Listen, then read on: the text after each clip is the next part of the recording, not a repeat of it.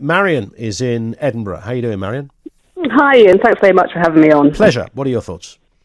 I'm co-founder of For Women Scotland. We're the largest grassroots organisation dealing with women's rights in Scotland. Okay. We kind of set up 2 years ago to kind of address the Scottish Government's reform on self-ID. This is looking at the reforms of the GRA Act 2004 and our concerns about what self-ID would actually have on women's sex-based rights, single-sex spaces, prisons, changing rooms, everything, the whole shebang. Yep. So we started having meetings about these in Edinburgh. Public meetings, we'd advertise these, everyone could come along, men, women. And what we discovered is that you're not allowed to do this because the lobbyist groups will protest you, shut you down. We had to have police involved to escort our attendees in and out. We had to increase our security by 8-fold if we were planning to have any of these meetings, which are well attended, I'd like to say. 250 people per meeting that were really concerned to actually talk about this, and yet we're not allowed to. Because you are the Turf Brigade. We are, apparently so. So we've had individuals being assaulted outside our meetings, outside at Edinburgh University. We have little to no platform within Scottish Government to actually kind of raise our views regarding women's rights, because they are also terrified of the narrative that plays out on social media, that they will be non-platformed or shut down by these kind of, you're transphobic, you're a bigot, this type of language that gets thrown around.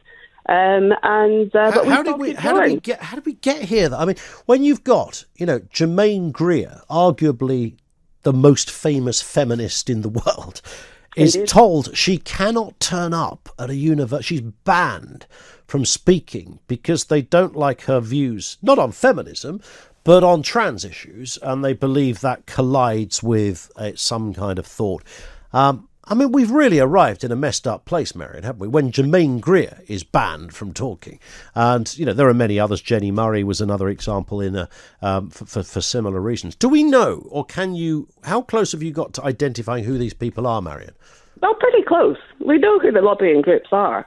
Pretty much Scottish Government and kind of wider Westminster have been absolutely captured by these lobbying groups, such as Stonewall. We've got Scottish Trans Alliance here in Scotland, LGBT Youth Scotland. Now, these are lobby groups that are actually paid for by the government themselves. So these get hundreds of thousands per annum for them to go in to lecture, to tell our kind of elected officials about what they should be doing. They involve on policy, they involve on legislation, but however, they do not allow the other women to actually sit down the table and go, no. If these groups very rarely include, just as an example, doctors or clinicians. You don't. Whenever we see these debates, we very rarely see a scientist on these debates. We see a lot of protesters. Because the fact that you can't change sex is undebatable. You cannot change sex.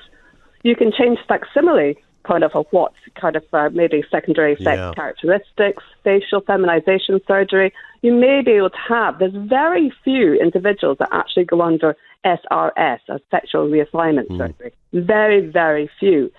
And I think when even the general public thinks we're actually talking about these individuals who have a clinical medical condition as body dysphoria, now, which is a clinical condition. Very few individuals actually have that condition. What we're talking about is self-ID, the ability for men to actually just self-ID as opposite sex and stroll in. And the proposals that we have in government are that you're not allowed to actually check for... That's correct, yes.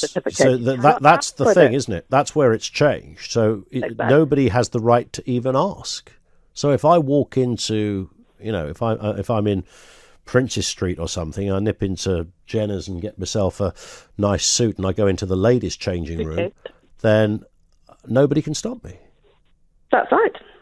I mean, this is bonkers, Marion. This is absolute... we all know it's bonkers. So who's the people that are saying it's not bonkers? Because you're not denying the rights of a trans person. You're just simply firming up the rights of a woman. We'd like to have discussions about what this actually means. We'd like to be able to have a discussion about third spaces, etc., where everyone can have their rights kind of addressed. These are basic kind of human rights. Trans rights are human rights. Women's rights are human rights. And where these actually conflict is where we actually have to have these discussions, but they're not allowed at the moment in time. We will continue to have these, and as soon as kind of COVID restrictions kind of lax, we will continue to going back to have our meetings.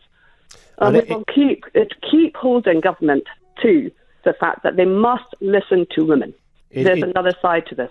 And the level of hatred, and I'm thinking J.K. Rowling here, but there are others. I mean, you've obviously experienced a little bit of it yourself, but, you know, on a... very much so. Yes, I'm sure. Yeah, very much so. But, you know, I saw her write a tweet a year or so ago saying that when you're called the C word, then that's a good day.